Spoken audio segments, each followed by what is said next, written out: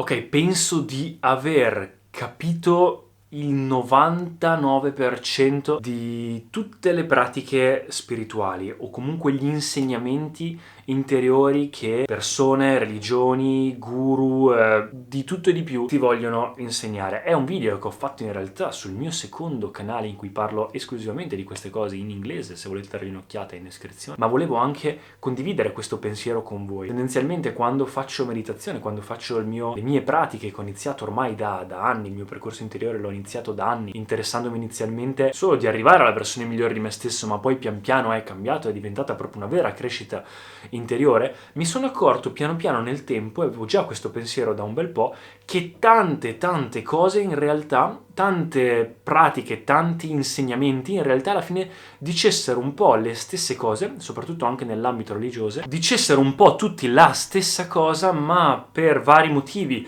motivi geografici, quindi motivi anche di tempo, lo dicessero con parole diverse, ma che alla fine la verità è una. E ho sempre avuto un po' questa idea che la verità fosse una, comunque il cercare la verità, capire diciamo anche le parti fondamentali di dove siamo, da dove arriviamo, chi siamo, eccetera, alla fine fosse uno, ma che ognuno lo dicesse un po' a modo proprio. E diciamo che ultimamente ho avuto un po' la conferma di questa cosa, ma in modo un po' più profondo, in modo un po' più esperienziale, mi sto accorgendo che tramite crescita, tramite libri, tramite tanto percorso mio, meditazione, corsi, eccetera, quando faccio anche meditazione, io quello che faccio finita la meditazione, durante la pratica non hai praticamente, è come se fossi un po' staccato dai tuoi pensieri, quindi li vedi passare ma non ti ci soffermi. E invece quando poi smetti di fare quella pratica è come se arrivassero tutti di colpo quei pensieri, quindi inizi a ragionarci e quello che faccio è prendermi appunti, quindi semplicemente prendo il computer e mi prendo appunti, oppure adesso che ho l'altro canale prendo il telefono, la videocamera e butto fuori quelle insights che vengono da dentro, quindi non sono solo cose che imparo ma anche proprio cose di mia esperienza personale, pensieri.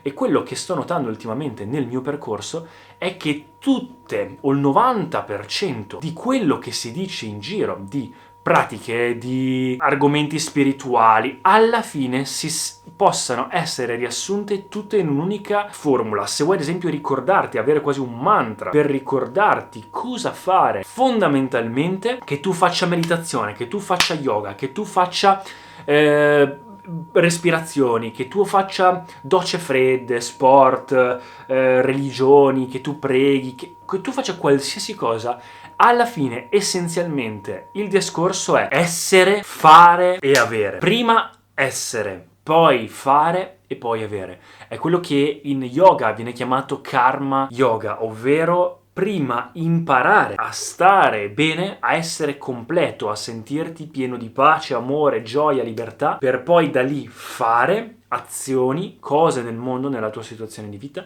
e poi da lì avere, ricevere le cose che serve avere. Il problema del 99% delle persone è che in realtà facciamo l'opposto, quindi siamo stati condizionati, abituati invece a fare l'opposto, a prima fare, poi avere e poi essere. Quindi ad esempio prima cerchiamo un partner per poi quindi fare, per poi avere un partner così da poterci sentire pieni d'amore, oppure prima facciamo il lavoro in modo da avere soldi o successo e dopo così possiamo sentirci liberi. Prima facciamo cioè è tutto basato su questo. Quindi il problema cos'è? È che se basi le tue capacità, se basi il tuo essere su delle azioni, diventi schiavo di quelle azioni, quindi non ci sarà mai un momento in cui sarai veramente completo, perché puoi potenzialmente fare tutto all'infinito. E in più basi il tuo modo di essere su qualcosa che non puoi controllare, perché dentro di te puoi controllare, ma al di fuori di te non puoi controllare, e le azioni che fai dipendono non solo da quello che fai tu, ma anche da quello che succede all'esterno. E quindi tutto ciò che alla fine è la spiritualità è imparare quello. Quindi che tu faccia yoga, che tu faccia meditazione, che tu faccia respirazioni, che tu faccia docce fredde, che tu faccia sport, che tu vada in chiesa, che preghi, che fai qualsiasi cosa, leggi libri, vai da mentori, guru, dallo psicologo. Alla fine dei conti è per insegnarti la gratitudine, la presenza, qualsiasi cosa, alla fine è per insegnarti questa base fondamentale. Poi ci sono vari tecnicismi e approfondimenti, ma la base è qualsiasi mezzo, qualsiasi pratica per farti prima sentire completo, prima essere presente qui in questo momento, non nella tua testa, non nella tua situazione di vita, ma la vita stessa. Essere qui concentrato sul tuo percorso, sulla tua vita, su te stesso. Da lì poi puoi agire. Quindi non è più fare un'azione perché ricerchi qualcosa da quell'azione, ma è essere già completo e quindi agisci da quel senso lì se lo vuoi fare. Quindi le azioni non sono più compulsive alla ricerca di qualcosa, che quindi è una ricerca infinita, ma è essere già completo di tuo e quindi fare le cose in modo consapevole se decidi di farle. Perché devi capire la differenza tra vita e situazione di vita. La tua situazione di vita è la tua persona, il tuo ego, la tua storia, il tuo passato, il tuo futuro, il tuo nome, la tua identità, la tua mente, il tuo corpo, i tuoi pensieri. Quindi il personaggio, come in un videogioco, immaginati il personaggio, il character che ti crei. E invece la vita è la vita stessa. Quindi tu sei fondamentalmente vita e utilizzi questa situazione di vita, il tuo lavoro, il tuo surrounding, il tuo entourage, le tue relazioni, tutto ciò che possiedi, utilizzi questo per agire nel mondo. Quindi se usi questo per far sì che questa fondamentale stia bene, non ce la farai mai. Devi prima prima essere in yoga, essere in presenza, essere radicato nello star bene, in modo che poi da quella pienezza puoi agire nella tua situazione di vita nel migliore dei modi, perché se no è un disastro. Essere inattivo nell'attività e attivo nell'inattività, oppure si può anche spiegare come l'essere completamente zoomato dentro e zoomato fuori, quindi vedere da una prospettiva completamente dentro o completamente fuori, non in mezzo. Quindi o veramente da dentro il tuo percorso, ascoltare il tuo singolo percorso da dentro, la tua esperienza, oppure completamente da fuori, quindi tornare sul piano esistenziale, vedere da una prospettiva più alta le cose veramente come stanno, non dal filtro della tua testa, ma le cose veramente come stanno, e quindi che anche se fai un errore la terra gira lo stesso, ma non in mezzo.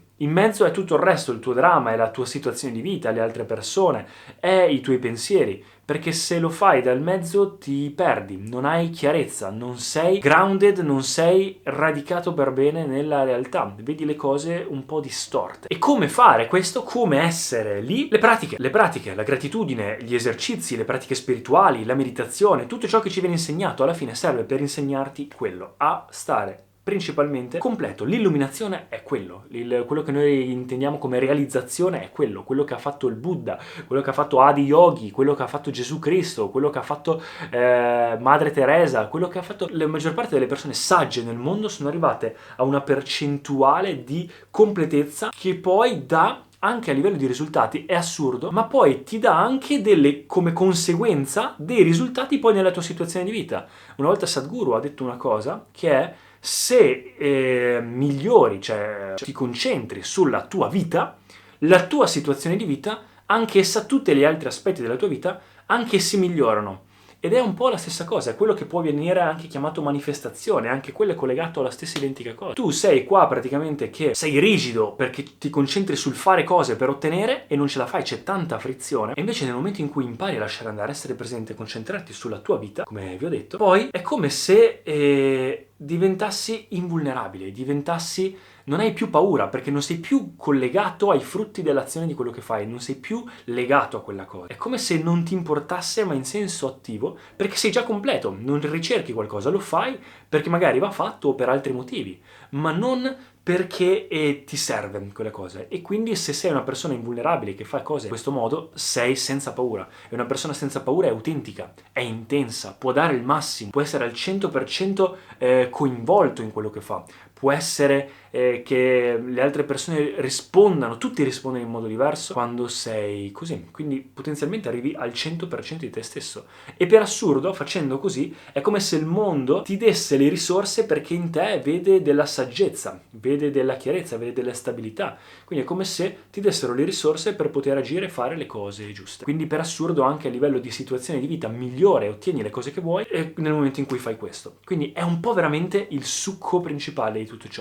Un altro modo per dirlo è imparare a cambiare te stesso invece che cambiare il mondo fuori di te. Siccome il mondo non sarà mai al 100% come vuoi te, e quindi cercare risposta all'esterno è praticamente un percorso infinito, vorrai sempre di più, sempre di più, sempre di più. Se invece impari prima a fare da dentro e poi, in base a quello, andare nel mondo, diventa un'altra cosa. Ecco qua ragazzi, spero che fatemi sapere cosa ne pensate con questo ragionamento, volevo un attimo condividerlo con voi e noi ci vediamo al prossimo video. Ciao ragazzi!